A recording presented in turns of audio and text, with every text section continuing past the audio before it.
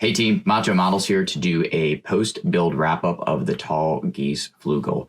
So some of you guys have been following along with this adventure here on Instagram. I just wanted to come back and kind of talk about some areas that I thought I could do better and make some improvements and some of my lessons learned so that you guys can take that forward into your builds. So I've got 5 areas, 5 fingers there. That I'm going to hit on, and I'll start from the top. So the first one is paint sag, and I'm going to point to it here, but I'll be sure to cut away in the video. So in some of my clear coat videos, I've talked about how I switched over to all clad versus future and why I liked it. And one of the reasons that I initially switched over was I felt like there was a lot of sag when I was using future. And as it turns out, the future does sag, but the all clad has a little bit better binding agent. But that being said, if you have a tendency to flood apart, so it's to say, and I'm going to cut away and show you guys here what this looks like. If you do a light coat or a medium coat and then come back with a heavy coat, and especially on a large part like this, and depending on how you have it suspended, sometimes gravity will take it and it'll have a bit of buildup right here. And that's what I'm talking about with sag.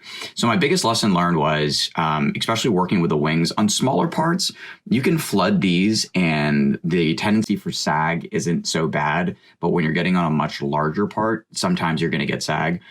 The kind of long short or the moral of the story is you don't necessarily need to flood a part to be able to put a protective coat on it. So what I'm talking about here is after you get all your paint done, and if you're one of the types that likes to put a top coat on before decals, when you put that top coat on, you can go with a light to medium coat, and that should be more than enough to be able to protect it from decals, oil, and weathering. In past builds, I would make sure that I would quote unquote flood the part to the point where it would have a very clear crystalline coating before I set it off to dry.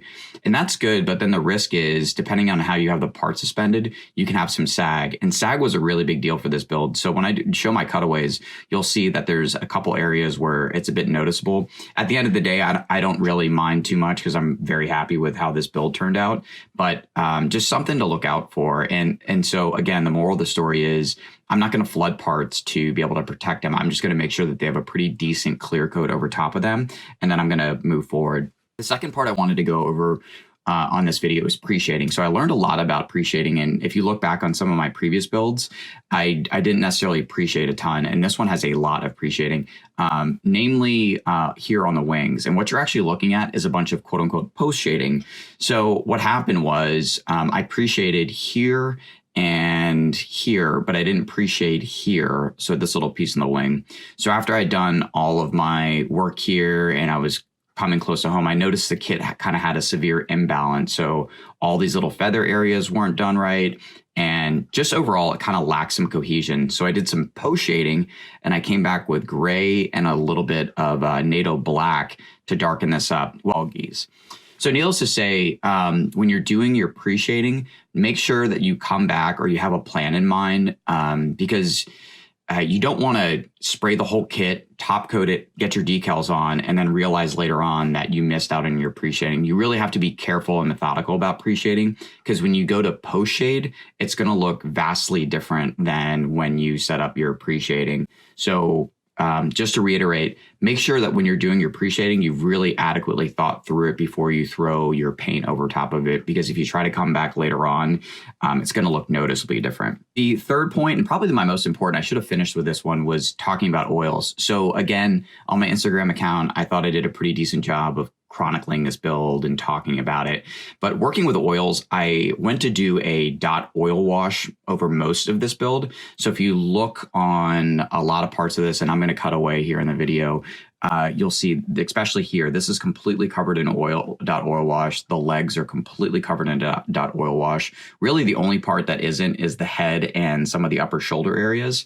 And my biggest lesson learned, well, I had a couple there. Number one, doing it to the entire kit is very labor intensive. So I think if I was to go back, I would just do the legs and some of the lower armor parts. And if I really wasn't pleased with this area, I would try to do it selectively on lower parts of the kit, or I'd use what's called a filter. So that's a really diluted enamel that would go over the entire thing to just give kind of a different sheen and a different look.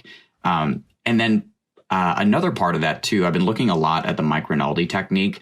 And so what he does, like one of the big reasons that I did oil, is there's these tiny little deposits that It's kind of hard to replicate with a brush, but oil does a really good job of just showing like a little bit of grit, a little bit of grime, and a little bit more earth that I like. And Mike Rinaldi does that in very selective methods. So instead of covering the entire kit, he just chooses where he wants to do it. So in future builds, I'm going to strive to do that for a number of reasons. The dot oil wash technique is fantastic, but I feel like for robots, it can be a bit challenging. So if you're working with a tank, you can just kind of coat an entire surface. But for robots, you're talking about all these tiny crevices in different areas. So doing a dot oil wash on this entire figure took me like 6-7 hours. It was really labor intensive. And I can tell you probably halfway through, I really wasn't enjoying it. Another important piece too, when you're doing your dot oil wash, I tend to use a lot of these little cotton rags. Make sure that you're using a lint-free rag. So a lot of the lint that was on here got pulled off, and there's a couple small sections where I can see that the lint is dried underneath the oil paint. So that was kind of a bummer. But oils are an adventure. One of the big pieces getting into it is, it's a long learning curve. So this was probably the third or fourth time that I'd work with oils. And I highly, highly encourage you guys, especially if you're looking to take your builds another level, just make them stand out, or you're really keen on weathering or realism, to explore oils. But that was a very long diatribe about my lessons learned with oils and kind of how I'm going to take it forward. Fourth thing that I wanted to talk about was working with two-part epoxy. So on the backpack section, it's actually held together with just two-part epoxy. And I struggled like a son of a bitch with this. One of the big things when working with two-part epoxy is that you absolutely have to make sure that it's mixed very thoroughly. If you don't take an excessive amount of time to be able to mix everything together, it doesn't hold well. So I went through 2 iterations on the backpack where I just used two-part epoxy and I went to go set it. And I didn't mix the epoxy well enough. And as a result, it gelled together and it was a whole mess. So some quick lessons learned with that. Number one, make sure that you're mixing your two-part epoxy exceptionally thorough. And then number 2 is that the two-part epoxy takes about 5 minutes to set. So I wish I had set up some pins or just some guidelines back in the backpack to make it set better, and everything would have come together a bit. And the other big thing too, with this build, it was intimidating. I mean, there's a lot of pieces that took a long time to come together, and mentally it was really slowing me down. And I will say the backpack and the two-part epoxy thing was huge. I think I went through 2 or 3 repaints of that backpack trying to get everything to fit. So, if I had done a little bit more homework on two-part epoxy, et cetera, everything would have come together better. The last part is seam line removal. So you can see kind of back here that there's a couple seam lines.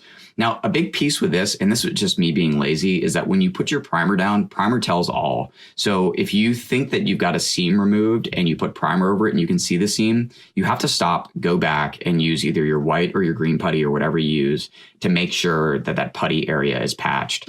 Admittedly, I was a little lazy with this, and this is, another piece of the learning curve. I should have gone back, and I tend to not do that with a lot of my builds. After the primer's on, I usually just push forward. So I want to make sure in the future that I stop, fix those areas, and not try to rush to paint. So those are my 5 points on that. Again, it's SAG, Preshading, oils, two-part epoxy, and seam removal. And I'll make sure I put it here in the comments section so there's a little bit more of a narrative about it. But I want to emphasize overall, I'm very, very happy with this build. This is not me beating myself up. I'm very pleased with how this turned out, and I'm excited to ship it off to the client here soon. And a big thing with this is a process. So, you have to be patient, and you have to take your lessons learned to heart, and, not beat yourself up and just keep pressing forward. I hope you guys dug this. And if you have any comments, please leave them in the box, and be sure whatever you're making to make it macho.